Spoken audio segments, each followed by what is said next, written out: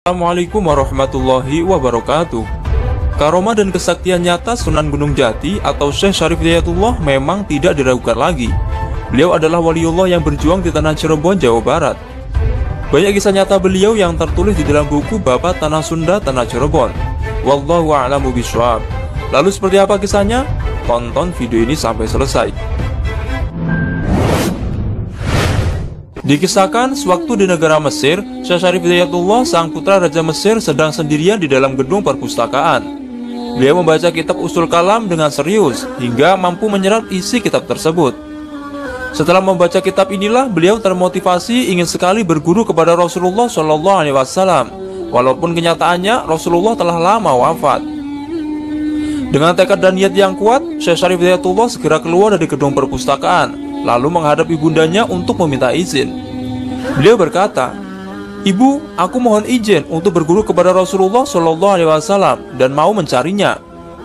Sang ibunda pun lalu merangkulnya dan berkata, "Wahai putraku, ketahuilah bahwa Rasulullah sudah wafat, bahkan sudah turun ke 22 kepadamu. Bergurulah kepada aulia dan para ulama mana sajalah yang kau sukai, tapi janganlah kamu mencari guru yang sudah tiada." Syekh Syarif Hidayatullah pun memaksa dan mohon pamit untuk meneruskan perjalanannya pada tanggal 5 Jumadil Awal tahun 1466 Masehi. Sang ibu hanya bisa menangis gelisah karena ditinggal oleh sang putra kesayangannya. Suatu malam, ibu beliau bermimpi bertemu almarhumah sang ayah dan berkata, "Hai istriku, ikhlaskanlah, percayalah kepada Allah. Mudah-mudahan putramu karena ini bisa menjadi lebih baik. Sebaiknya engkau berdoa kepada Allah SWT. Bukankah kamu dahulu ingin mempunyai putra waliullah yang tinggi derajatnya?" Setelah bangun dari mimpinya, sang ibu segera bertaubat dan berdoa serta memuji kepada Allah SWT. Suatu hari, Syekh Syarif Hidayatullah sedang berjalan naik turun gunung, masuk keluar hutan. Lalu tiba-tiba beliau bertemu dengan naga saka yang sangat besar sekali. Bisanya menyala-nyala seperti api sehingga menghadang perjalanan beliau. Sang naga bertanya, "Hai anak muda, siapa kamu dan apa maumu ingin berjumpa denganku di sini?" Lalu Syekh Syarif Hidayatullah menjawab, "Wahai naga, aku adalah putra Raja Mesir. Aku ingin berguru kepada Rasulullah SAW." "Wahai naga, kenapa kamu bisa berbahasa manusia?" Sang naga pun berkata, "Aku adalah Yamlika yang berasal dari neraka ketika waktu zaman Nabi Sulaiman alaihissalam. Janganlah kamu ke Mekah dan ke Madinah karena Rasulullah sudah wafat sejak lama. Kalau kamu sungguh-sungguh ingin bertemu Rasulullah, berjalanlah ke arah barat menuju Pulau Mejeti. Dan ini cukup manik aku wariskan kepadamu. Terimalah. Benda ini kalau diterawangkan akan mengetahui hal yang gaib, bisa menjadi obat, bisa menghidupkan orang mati." Setelah menerima pusaka dari naga, Syekh Syarif Hidayatullah semakin mantap dan segera pamit meneruskan perjalanannya ke arah barat dengan selalu berserah diri kepada Allah SWT. Di tengah perjalanan, tiba-tiba beliau bertemu dengan seorang pendeta. Sang pendeta pun bertanya, "Hai anak muda, sedang apa kamu di sini dan kemana tujuanmu?" Syekh Syarif lalu menjawab, "Saya adalah putra Raja Mesir, Hidayatullah namaku. Aku ingin berguru kepada Rasulullah." Pendeta lalu berkata, "Apa kamu belum tahu kalau Nabi Muhammad itu sudah wafat berabad-abad lamanya? Lebih baik kita berziarah saja ke makam Nabi Sulaiman di bulan Mejeti." Syekh Syarif Hidayatullah pun menuruti ajakan pendeta. Tidak lama kemudian, beliau dihadang kembali oleh ular naga yang besar. Sang pendeta pun gemetar sambil berkata, "Hidayatullah, bagaimana kekuatanmu menghadapinya?" Syekh Syarif Hidayatullah pun berkata, "Hai naga, minggirlah, beri kami jalan. Aku adalah putra Raja Mesir yang mau berziarah ke makam Nabi Sulaiman." Sang naga berkata, "Hai anak muda, aku izinkan. Namun saya minta air susu agar aku kenyang. Apabila aku mabuk kekenyangan, maka akan keluar dari telingaku mustika. Ambillah untuk tumbal atau penolak agar bisa selamat dari bahaya." Syekh Syarif Hidayatullah dan pendeta pun lalu mencari susu dan mendapatkan sekaleng besar. Lalu diminumkanlah kepada naga itu. Sang naga pun mabuk lalu mengelundung di tanah. Ternyata keluar dari telinganya sebuah mustika. Syekh Syarif Hidayatullah pun lalu mengambilnya. Setelah itu Syekh Syarif dan pendeta meneruskan perjalanannya. Dan terbukti banyak sekali jin, setan, ular tidak berani mengganggunya dan selamat dari bahaya. Akhirnya Syekh Syarif Hidayatullah dan pendeta sampai di makam Nabi Sulaiman dengan memenuhi hormat dan khidmah. Sungguh aneh, Si pendeta senang sekali setelah menemukan cincin maklumat milik Nabi Sulaiman. Tak disangka, tiba-tiba jari-jarinya bergerak disusul gelap seribu menyambar yang membuat Ki Pendeta remuk, hancur dan mati.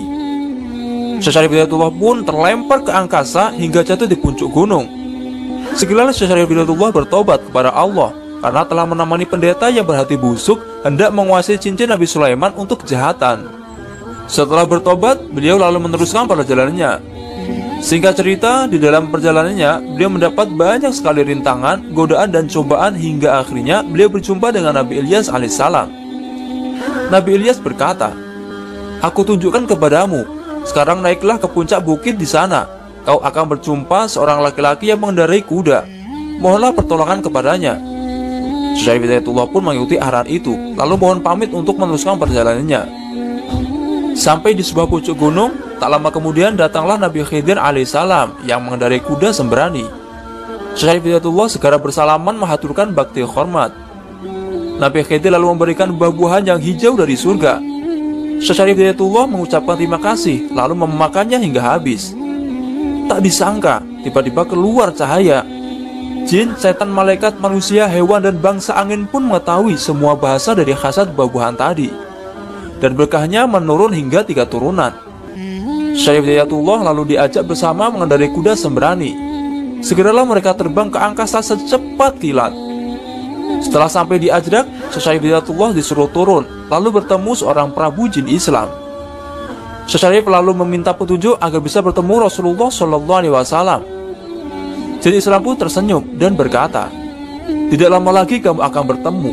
Makanlah buah-buahan pemberian malaikat ini, karena berkahnya akan menurun hingga 9 turunan." Syekh Hidayatullah memakannya hingga pingsan karena saking nikmatnya. Sang jin lalu membawa Syekh ke negeri jin Ajrak. Tidak lama kemudian Syekh Hidayatullah sadar dan heran karena merasa di alam lain. Dia pun melihat arwah orang-orang yang mati perang Sabil dan orang-orang yang ahlul ma'rifah. Syekh Hidayatullah lalu bercakap-cakap dengan semua arwah agar mendoakan beliau mencapai tujuannya. Syekh Hidayatullah segera bersemedi, mengheningkan cipta, menyerahkan diri kepada kehendak ilahi. Setelah beberapa waktu lamanya, terdengarlah suara, "Hai, bahagia sekali engkau anak muda yang diridhoi oleh Allah SWT untuk naik ke langit hingga tingkat ke-6. Besar sekali kemauanmu ingin bertemu Nabi Muhammad SAW." Waktu itu tanggal 28 Rajab tahun 1466 Masehi, waktu Mi'rajnya Syekh Hidayatullah ke langit bertemu Rasulullah. Terharu nikmat tiada tara, yang terlihat di hadapannya cahaya Rasulullah yang sangat agung bagai meliputi 7 dunia. Syekh lalu bersujud, lalu terdengarlah suara di balik cahaya itu, "Janganlah engkau sujud kepada semua yang baru, sujudlah kepada Allah." Nabi Muhammad lalu memberi nasihat dan berkata, "Aku beri kamu gelar insan kamil dan menduduki jabatan sebagai wali kutub. Sebagai wakil mutlakku, tidak adanya nabi yang adanya aku wali kutub.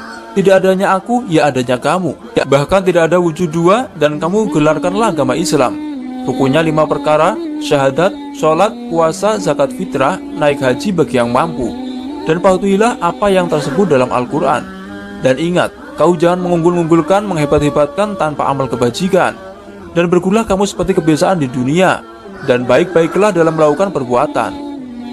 Syekh Hidayatullah lalu mengucapkan terima kasih atas nasihat Rasulullah dan pemberian gelar insan kamil. Beliau pun turun dari langit ke-6 terus sampai ke langit pertama. Beliau berpamitan dengan mengucapkan salam. Para anbiya dan para malaikat pun membalasnya.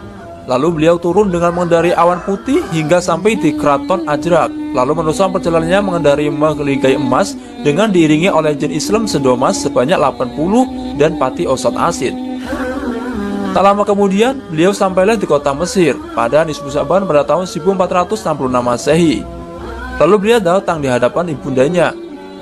Segeralah sang ibu merangkulnya sambil menangis karena rindu sekali terhadap anak kesayangannya.